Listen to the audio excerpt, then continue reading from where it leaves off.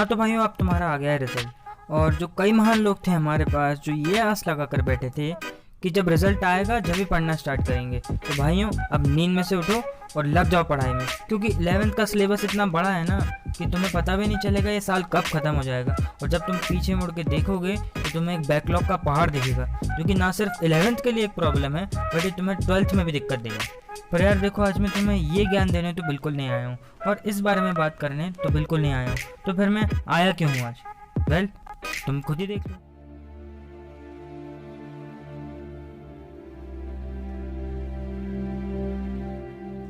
So people, today your result is out, but you are not alone, as almost every person have gone through this phase, and I can tell you with my experience that was just a terrible condition for us. The mental pressure, the tension in our mind, the anxiety and the suspense created by CBSE. But some people are feeling that we don't even had given the exams, then why would we have to think of the results? But then comes the most terrible thing in the land, and this is the pressure from the society, especially in India, and which is very hard to handle by a high school student. The kind of mental stress and the pressure one have gone through is just terrible at that moment. And today we would be going to talk, or you can say discuss, about these three important things.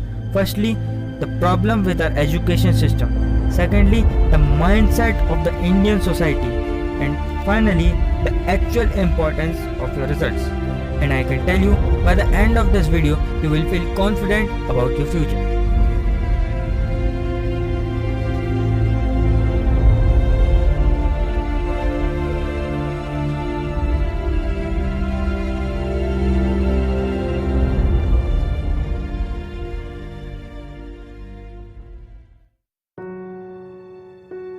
हाँ, तो अब बात करते हैं अपनी पहली चीज़ के बारे में, जो कि our education system and the problem with that. देखो, अब मैं तुम्हें ये बिल्कुल एग्जैक्ट हिस्ट्री की डेट्स वगैरह तो नहीं बताऊंगा, क्योंकि वो नहीं तो हिस्ट्री का एक लेक्चर जैसा लगेगा।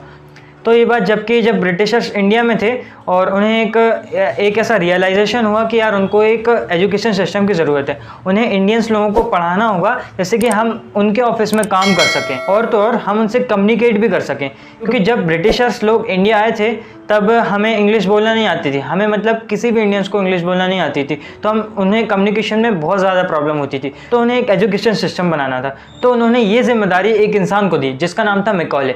अब मैकॉले को इंग्लैंड से इंडिया भेजा गया वहाँ के लोगों को एनालाइज करके वहाँ के लिए एक एजुकेशन सिस्टम बनाने के लिए। हालांकि मैकॉले कुछ खुश नहीं था ये काम करने के लिए, पर फिर भी उसने एक एजुकेशन सिस्टम बनाया। अब सीधी सी बात है, उस समय इंग्लैंड में इंडस्ट्रीज़ थी, उसका काम उनका इंडिया में से चलता था, इंडिया में भी उनके इंडस्ट्रीज़ थी और पूरी गवर्नमेंट थी, तो उनको सिर्फ और सिर्फ क्लर्क्स चाहिए थे बैठने के लिए। तो ये जो एजुकेशन सिस्टम उन्होंने बनाया वो सिर्फ क्लर्क्स प्रोड्यूस करता था, क्योंकि उन्हें उस समय सिर्फ क्लर्क्स चाहिए थे जो कि उनके ऑफिस में बैठकर एक टेबल कुर्सी पे बैठकर काम कर सकें without being creative. Of course उन्हें कोई सिंगर या फिर कोई डांसर नहीं चाहिए था अपनी फैक्ट्रीज में और ऑफिसेस में, तो उन्हें सिर्फ क्लर्क्स चाहिए थे। तो उन्होंने अपने नीड के हिसाब से एक एजुकेशन सिस्टम बनाया और आपको जानकर ये हैरानी होगी कि वही का वही एजुकेशन सिस्टम हमारे यहाँ अभी तक चलता आ रहा है, सिर्फ कुछ चेंजेस हुए हैं। अब हम उस टाइम की कंडीशन जो इंडिया की थी और अभी की जो सिचुएशन है इंडिया की, उनको हम कंपेयर भी नहीं कर सकते, क्योंकि ये नॉट कंपेरेबल है। हालांकि ये जो नई एजुकेशन पॉलिसी हमारी आई है इससे ये सब चेंज हो सके। यहाँ पर मैं आपको एक और बात बताना चाहूँगा कि 500-600 साल पहले इंडिया में जो सिस्टम था एजुकेशन का वो था गुरुकुल। जैसा कि आप सबको पता है, महाभारत में, रामायण में सब में गुरुकुल ही चलता था।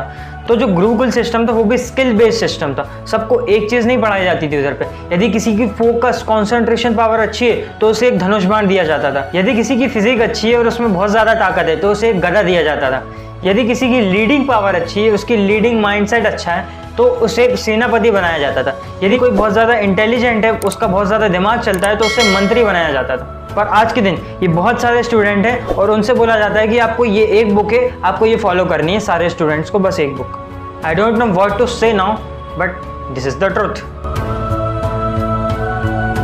हाँ, तो यार अब हम बात करते हैं हमारे दूसरे पॉइंट के बारे में, जो कि है mindset of the Indian society. तो यार एक बार मैं अपने पापा के साथ बात कर रहा था और बातों ही बातों में उन्होंने एक बहुत डीप मैसेज मुझे दिया। उन्होंने एक बात कही कि यार सबसे ज़्यादा मुश्किल जो चीज़ है दुनिया में बदलने को, वो है किसी की सोच। एक इंसान की सोच बदलना, उसकी थिंकिंग प्रोसेस, उसका माइंडसेट बदलना सबसे ज़्यादा मुश्किल काम है इस दुनिया में। और यार इस बात पे मैं भी बहुत ज़्यादा बिलीव करता हूँ, क्योंकि यार देखो, आप किसी इंसान के कपड़े बदलकर, उसके फिजिक बदलकर आप उसके अपीयरेंस तो चेंज कर सकते हो, लेकिन आप किसी इंसान का बिहेवियर चेंज नहीं कर सकते, क्योंकि किसी इंसान का जो बिहेवियर होता है वो डायरेक्टली डिपेंडेंट होता है उस इंसान के थिंकिंग प्रोसेस पे, उसके माइंडसेट पे, उसकी सोच पे। और एक बेकार सोच आपको बहुत बुरी तरीके से और बहुत आसानी से मार सकती है। For now let's get to the point. तो यार प्रॉब्लम क्या है? तो अकॉर्डिंग टू मी प्रॉब्लम है जनरेशन गैप। तो यार जो जनरेशन गैप है, हमारी जनरेशन और हमारे पेरेंट्स के जनरेशन में ये बहुत ज़्यादा बड़ा गैप है। क्योंकि देखो यार, हमने जितने चेंजेस देखे उससे कई ज़्यादा चेंजेस दुनिया में हमारे पेरेंट्स ने देख लिया।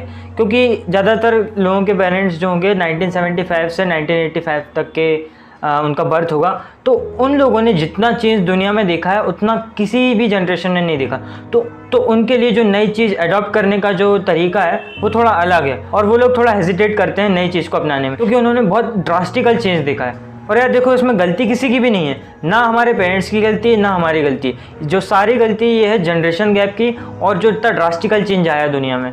और ये जो जनरेशन गैप है ना, इसको मैं एक नाम देता हूँ अनफेयर डिसएडवांटेज।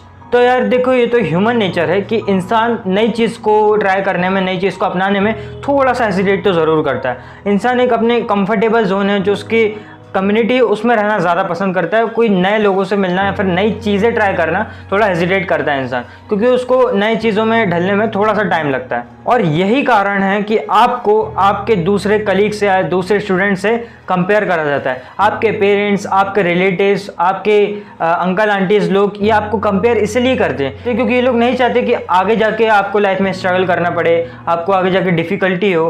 तो ये लोग ये चाहते हैं कि जैसा दूसरा कर रहे हैं वैसा भी उसी वे में आप भी जाएं, जिससे कि आप आगे जाके फाइनेंशियली इंडिपेंडेंट हो पाएँ।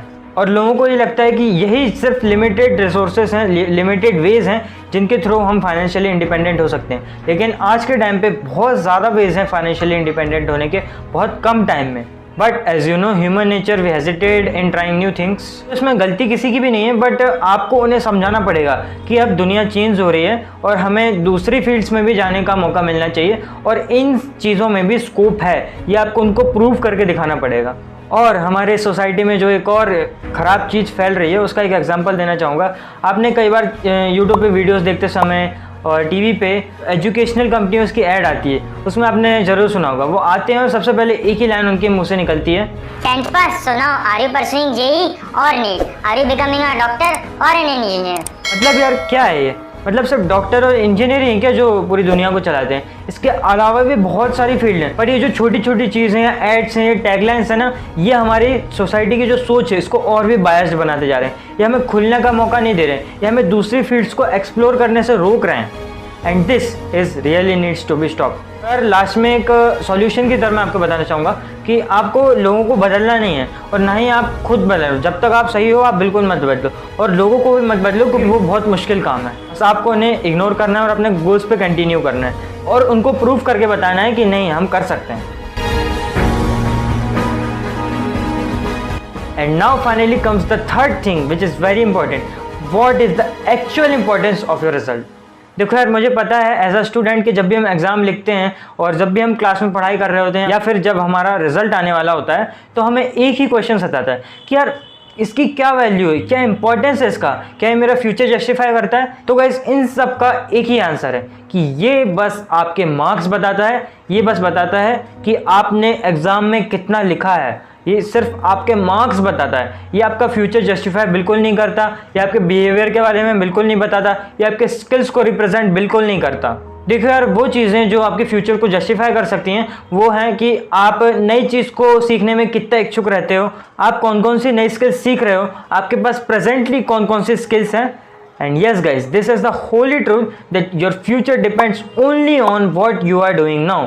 तो देखो यार, मैं एजुकेशन सिस्टम के बारे में और इसके कुछ प्रॉब्लम्स और सॉल्यूशंस के बारे में और भी बता सकता हूँ, लेकिन मुझे लगता है कि आज के लिए इनफ हो गया है। तो आप बिल्कुल कमेंट कर सकते हैं यदि आपको उसका सेकंड पार्ट चाहिए तो, और हम उसमें और भी चीज़ें हमारे एजुकेशन सिस्टम के बारे में डिस्कस करेंगे। और देखो यार, आपको समझना पड़ेगा कि आप ही हो जो आगे जाके इन सब चीज़ों को चेंज करोगे। आपके दादाजी, आपकी दादी जी ये चीज़ नहीं करने वाली है क्योंकि उनका टाइम अब निकल चुका है, लेकिन आप हो जो इस चीज़ को चेंज करने के लिए कुछ कर सकते हो। और यदि आज आप कुछ एक्शन नहीं लोगे तो आपके बच्चे भी इसी सिस्टम में पढ़ेंगे और फिर आप रिग्रेट फील करोगे। So guys, please take actions. And जो सबसे आसान एक्शन है जो आप अभी ले सकते हो वो कमेंट कर सकते हो हमारे इस वीडियो के सेकंड पार्ट के लिए।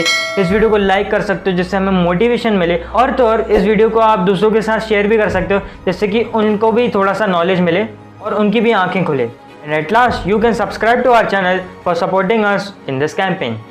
And now I just want to thank you for watching this video till here and bye. Thank you. Wait, बस 1 मिनट और लूँगा आपका। तो यार बस मैं एक ही बात कहना चाहता था कि यार जिस साल से हम अभी गुज़रे हैं और जैसा भी ये एकेडमिक ईयर रहा है हमारा, ये वैसे भी बहुत ज़्यादा एक्स्ट्राऑर्डिनरी था। तो उसमें आपने पढ़ाई करी, आपने अपने कंफर्टेबल जोन से बाहर निकलकर ऑनलाइन पढ़ाई करी, जबकि ऑनलाइन पढ़ाई करना हम सबको पता है कि बहुत ज़्यादा मुश्किल काम है। तो आपके पेरेंट्स आपसे इसी बात से खुश रहेंगे कि आपने इतने मुश्किल ईयर में भी, इतने मुश्किल टाइम में भी पढ़ाई करी और उनको आपके रिज़ल्ट से कुछ मतलब नहीं है। और यार रिज़ल्ट का टेंशन तो तुम बिल्कुल भी मत लो, क्योंकि देखो तुमने एग्ज़ाम तो दिया नहीं था, तो रिज़ल्ट तो सिर्फ इसलिए बनाया क्योंकि हमको एक 10th की मार्कशीट चाहिए पड़ती है। और यार देखो, बात का क्रक्स ये है कि ये बहुत छोटी दिक्कत है जिसकी वजह से तुमको मेंटल स्ट्रेस हो रहा है, जिसकी वजह से तुम इतने टेंशन में हो, जिसकी वजह से तुम बार बार यूट्यूब पे जाके बस यही देखे जा रहे हो कि रिज़ल्ट कब आएगा। अच्छा अब रिज़ल्ट आ गया है, अब ये लोग पूछ रहे हैं। ये बहुत छोटी चीज़ है। जिस साल से अभी हम गुजर कर आए हैं 2020, और जिस महीनों से अभी कुछ अप्रैल मई के जो महीने थे 2021 के, ये बहुत मुश्किल टाइम रहे हैं। कईयों ने तो अपने अपनों को खो दिया। वो लोग मेंटल स्ट्रेस में, तुम नहीं हो मेंटल स्ट्रेस में, तुमको बस एक भ्रम है। और ये जिस वजह से तुम मेंटल स्ट्रेस में हो वो बहुत गलत वजह है, क्योंकि वो कुछ एक्चुअल वजह भी नहीं है वो। तो बस यार मैं ये कहना चाहता हूँ, टेंशन बिल्कुल मत लो और अपनी लाइफ एंजॉय करो। Okay, bye bye.